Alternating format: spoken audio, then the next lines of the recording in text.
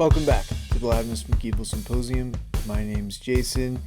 This is the podcast where I try to answer questions that most people avoid because they're uncomfortable, too heavy, a little bit too real maybe, but are incredibly important and hopefully very helpful for anybody out there who's struggling with addiction. Today's question was suggested to me by somebody who thought it would be a good topic, and it's probably one that you've asked yourself 100 times while, sitting at a red light, staring straight ahead, daydreaming. Should you give homeless people money? It's the moment where humanity collides with convenience. There's a guy holding up a cardboard sign that says, anything helps. And you're suddenly aware of how long 60 seconds actually is. You start fiddling with the radio, pretending you just have to check your phone like you're managing an international crisis. We've all done it. Don't even try to lie to me. Here's the deal.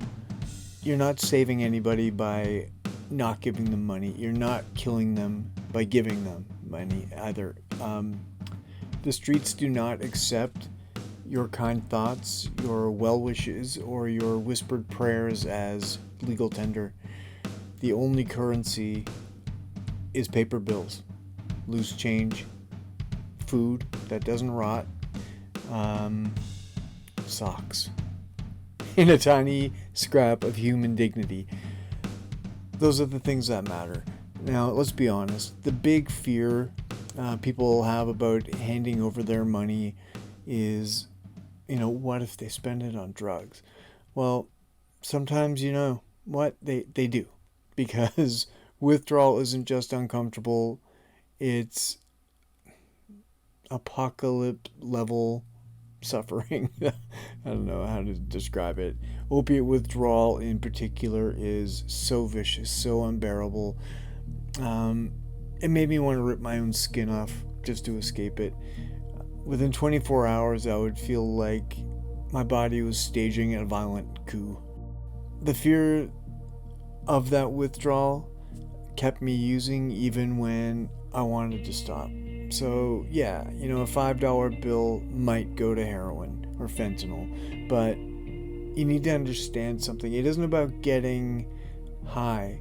It's about not being sick.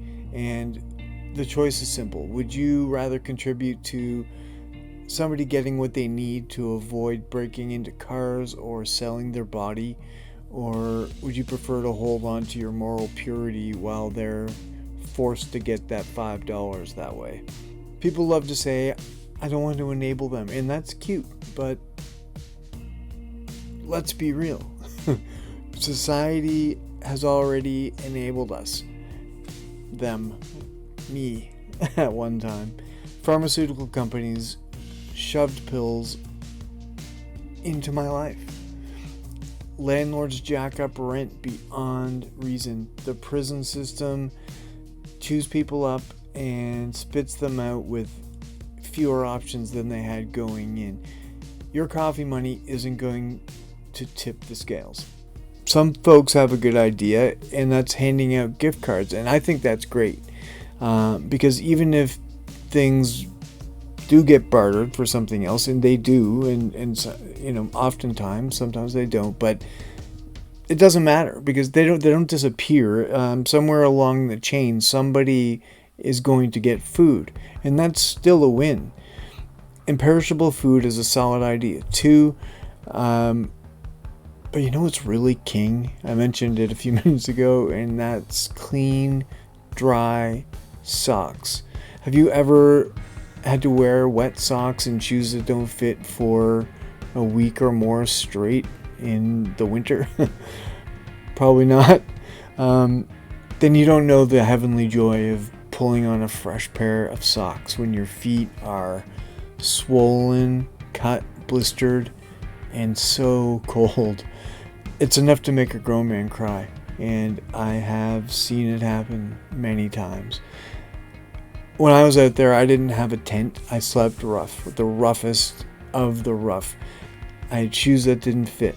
I had feet that looked like they belonged in a horror movie. I had infections, missing toenails, frostbite. My legs looked like they were a baby elephant's at one time, and I'm not joking. I wish I had a picture I could post, but the only person who has them can keep it.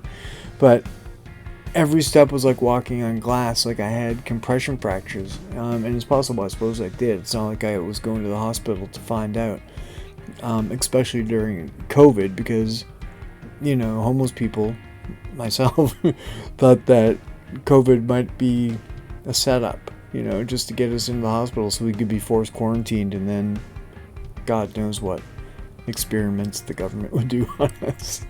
But I wasn't going to the doctor to see why my feet hurt so much. I could just see that the skin was coming off of them and they were way too large and my shoes were way too small. So when you see a homeless person hobbling, and you think that maybe it's an old college football injury, yeah, it probably isn't. It's bone spurs, it's compression fractures, it's frostbite that's eating their feet alive, and socks, just socks, make a hell of a difference. Toothbrushes, toothpaste, to be honest, but the toothbrush and toothpaste, make you believe in God.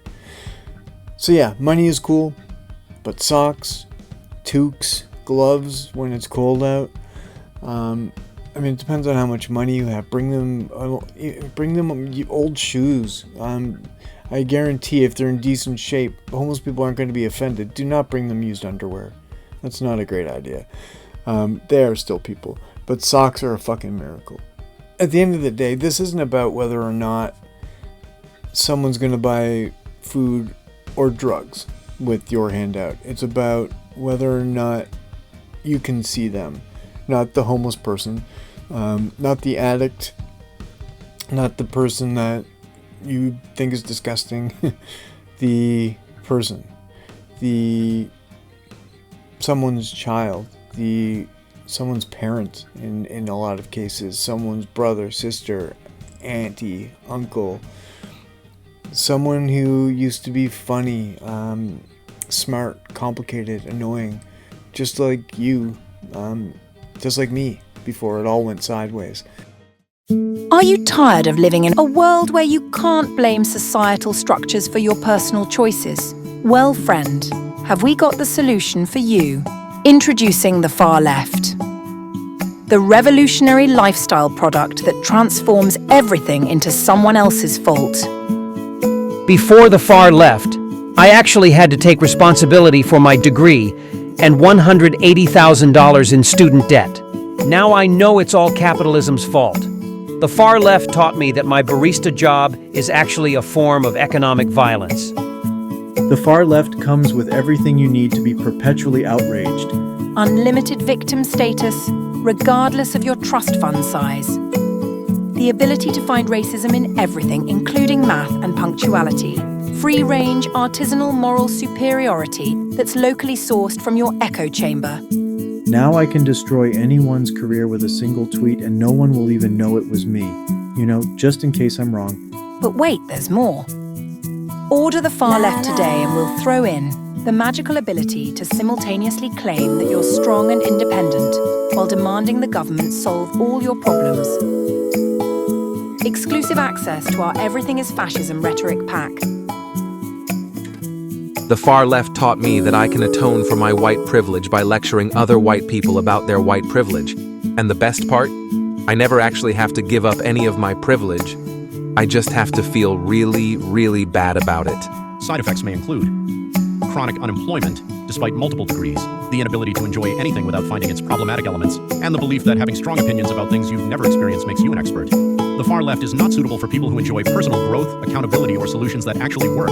If you experience sudden urges to move to your parents' basement and start a podcast about dismantling the patriarchy, consult your therapist immediately. The Far Left, turning privilege into victimhood since your freshman sociology class. The crushing loneliness of being unseen is... in many ways it's worse than being hungry. It's worse than being cold. It's what made me want to stay unconscious as much as possible, because when you're invisible for long enough, unconsciousness feels like a gift. Now, let's zoom out for a second. We live in a world where stores cut up unsold clothes before they put them in a dumpster. Perfectly good food gets thrown out by the ton every day. And why is that? It's because the person isn't going to get paid for it. The store isn't going to get money for it. Meanwhile, billionaires sit on dragons, hordes of wealth, dreaming of going to Mars, while people freeze to death on Earth's sidewalks. Elon Musk is gonna pocket $1 trillion. Is it? I don't even know if that's true. I saw that, and I didn't read the story because it made me feel sick. I have nothing against him as a person. I don't know him. He's done some good things. He's done some batshit crazy things, which sounds like all of us, except he's the richest man in the world.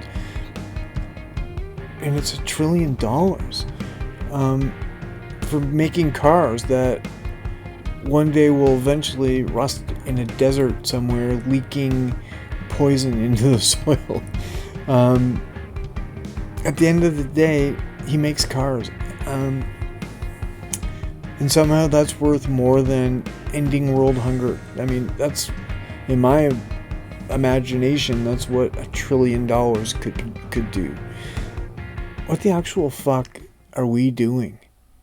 Money, the world's favorite cult. We worship it, we hoard it, we die clutching it, and it's all just numbers on I don't even know where the fuck it is, do you?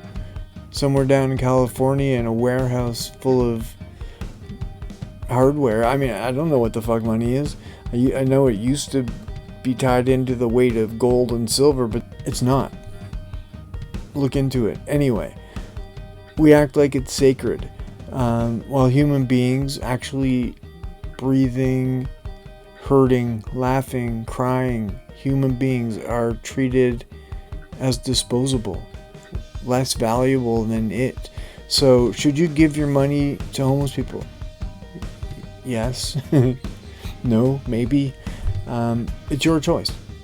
But for God's sake, do something. Give them money, give them socks, give them food, make eye contact, a smile. Remind them that they are human. Remind yourself that you're still human, because that's the first step towards fixing this broken civilization that we have now. If all it takes is $2 and a pair of socks to give someone less reasons to want to die tonight, why wouldn't you do it? We're all stumbling through the same insane trip called life, and none of us knows what the hell we're doing here.